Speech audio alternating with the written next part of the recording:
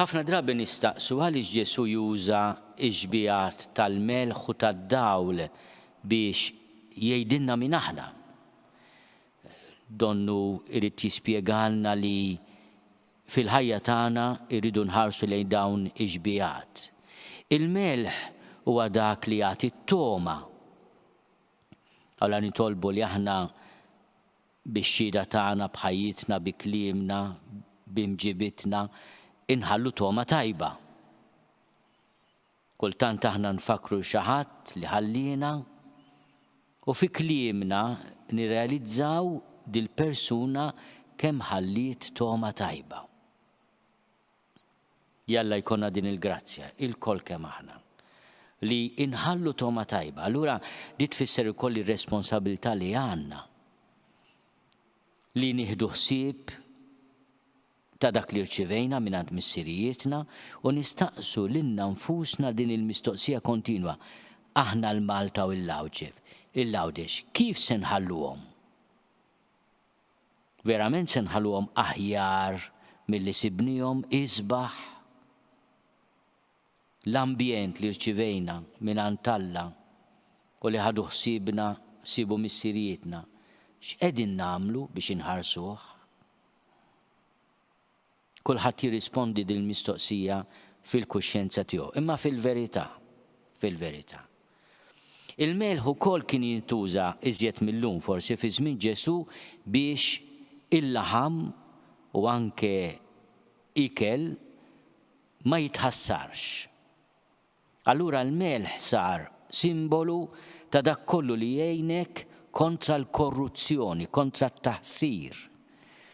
F'din il-ġurnata nazzjonali li ta' minni tolbu li aħna il-melħ tagħna ma jaqtax, għax meta jaqta' l-melħ, allura il-laħam u dak kollu li aħna nafdaw biex ikun preservat jikkorrompi ruħu.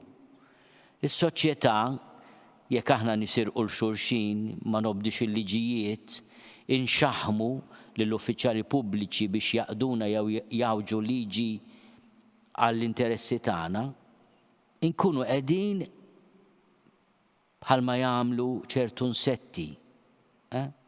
Minn għalik għandek banketta toqgħod fuqha u taqa' bik għax minn ġewwa kollha susa. Il-korruzzjoni hija s-susa tal-pajjiż. Kollox sabiħ minn barra u mgħawwar minn ġewwa. Missieri kien jastrudaxxa li jaħfillu u kien jgħidli speċjalment il-fagu, u attent meta jkollok biċċa mara tal-fagu. Darba minnhom xi ħadd ġablu banketta ta' pjanu tal-fagu sabiħa kienet minn barra kif tpoġġi fuqha taqa' bik għax minn ġewwa kollha susa. Il-korruzzjoni l-istess. Intom id-dawl tad-dinja. Ħafna drabi aħna naħbu, nibżgħu mid-dawl. Is-soċjetà tagħna għandna bżonn li kollox ikun fid-dawl. Fejn hemm il-ħabi, fejn hemm kollox minn taħt, m'hemmx id-dawl tal-ġustizzja. Dawn iż-żewġ tixbijat tal-melħ u d-dawl huma importanti għal pajjiżna. Jekk nisimgħu dak li qalilna l-Papa fis-sala tal-Gran Kunsill, fil-Palazz tal-Gran Mastri, quddiem l-ogħla awtoritajiet ta' pajjiżna u semma lil Malta bħala eżempju ta' dawl. Ma dawl jekk naħbu l-intriċċi li nagħmlu u t-taħwit li nagħmlu, id-dawl huwa li bniedem li għandu ir-responsabilità jirrispondi anke quddiem il-Parlament. Da x'jiġifieri jsejjaħlek kumitat tal-Parlament u tgħaddih iż-żmien lill-Kumitat tal-Parlament u lill-poplu ma tirrispondix mistoqsija. Iġib 100,000 skuża. Dak mhux id-dawl li jrid Ġesu Kristu għal pajjiżna. Aħna llum infakru l-vittmi ta' 7 Ġunju, daw kienu nies innoċenti, uħud minnhom kienu hemm il-belt kombinazzjoni meta tisma' u taqra l-istorja ta' ħafna nies minn dawn il-vittmi qalbek tinasar.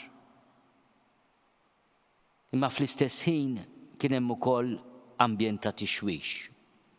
għadu maħna l-ambjent ta' tixwix. Aħna l-lum irridu nfakru wkoll traġedja kbira.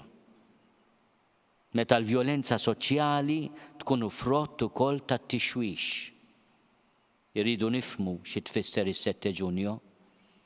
Kien kontest ukoll fejn il-Maltin wara l-ewwel gwerra dinjija kien hawn il-ġuħ, kien hawn l-aks, għaliex Malta kienet iżjed strument tal-gwerra mill-istrument tal-paċi, għalha fil-paċi konna mbagħtu.